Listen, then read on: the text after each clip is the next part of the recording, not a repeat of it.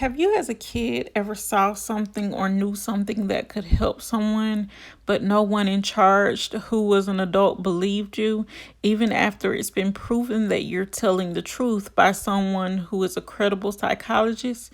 If so, you'd be interested in the case of Dorothy Forstein and how she went missing. If you want to know more about this case, please continue watching.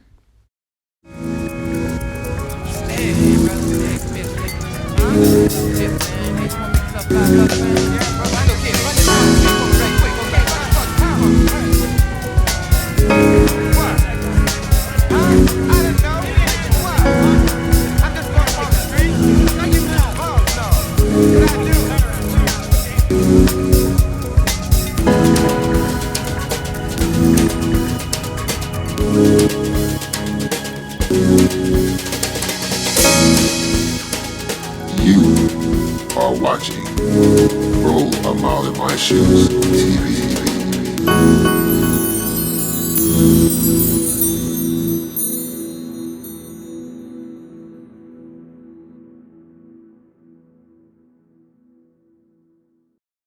Dorothy Forstein was born in 1909, and not much is known about her childhood or her early life. But in 1942, she married her childhood sweetheart, Jewels Forstein, and that is how she became Dorothy Forstein. Dorothy Forstein was a person who loved her family.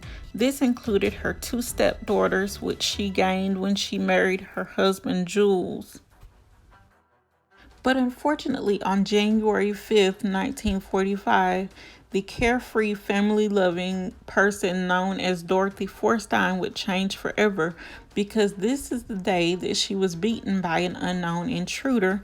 And what makes this strange is that nothing was taken from the home, such as valuables or money. Witnesses say that they saw someone following closely behind or walking with Mrs. Forstein, but they didn't pay too much attention to it because they thought that she knew the person that she was walking with or that was walking closely behind her. But after what happened to Dorothy, the neighbor who was the witness said that they remembered this and they felt like it was important to let the authorities know about this person that was walking with her or closely behind her. On October 18th of 1949, Jules Forstein left home to attend a banquet, but when he got home, his two younger kids were huddled in a corner in their room, and all they could say was Mommy was gone. And his oldest daughter, Myrna, at the time, she asked late earlier that day could she go to a friend's house and sleep over, and they agreed to do so. And this is why her two younger children were the only children that were able to tell what happened and tell their father when he got home that their mother was gone. The youngest daughter told the authorities that she saw a man about her father's age with a brown cap on pick up her mother, and when she asked what was going on, he told her that Mommy is fine and to not worry, and he patted her on the head. And it is also stated that the intruder may have locked the door on his way out. And this is said that he probably was known by Mr. Forstein, because remember earlier on, I had mentioned that she was beaten severely by an unknown intruder. So people feel like that Mr. Forstein paid someone to quote unquote finish the job, since the person who was supposed to do it the first time didn't get it right. So in order for this man to make sure that the children were safe at the direction of Mr. Forstein, the intruder was given a key to lock the door behind him and make sure that the children, were not left with the door open. And it is said that the man also was carrying Dorothy over his shoulder when he left. And I wonder, when he was carrying her, Was she flailing? Was she kicking or anything like that? Or was she just limp? Because if this is the case, then that makes me believe that he probably knocked her out or choked her to, I guess, make her so that she wouldn't be hard to carry, so that he could, I guess, take her and dispose of her or finish the job in whichever way he was directed to do so by Dorothy's husband. And this is very strange to me. Unfortunately, even though the daughter was able to give authorities these details, the authorities dismissed her story and said that it is because kids are known to have an active imagination and can sometimes make things up. But I know that articles report that the daughter said she was waking up and this was in the middle of the night. So I don't think that, this is something that she made up, because later on, when she is evaluated by a psychiatrist, it is reported that she was found out to be telling the truth and none of this was made up. But unfortunately, since the detectives at the time did not take her seriously, they didn't look for this quote unquote man who was about her father's age, and he was wearing a ball cap as she reported, which basically is a baseball cap, a hat, or whatever you want to call it. So he potentially got away, but a lot of people say that it also could have been this other guy who was a textile salesman, and he could have been the one who wanted to do this to get revenge on Mr. Forstein, because he was beaten by the police for 20 minutes because he was involved in, I guess, a protest, and they did not like this, so they questioned him and beat him because charges were pressed by Mr. Forstein, because I guess this was messing with his money.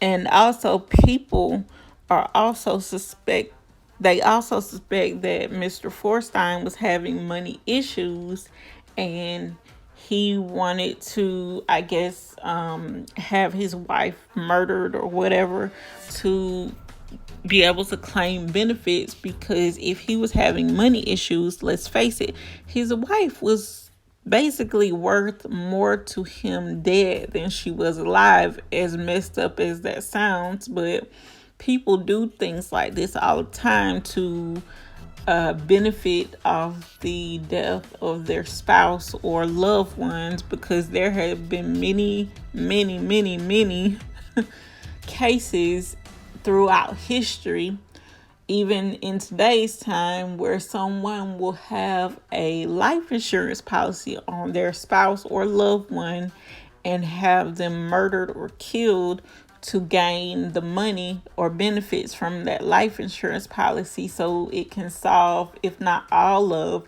some of their money troubles. So this might have been the reason that Dorothy Forstein was killed as well.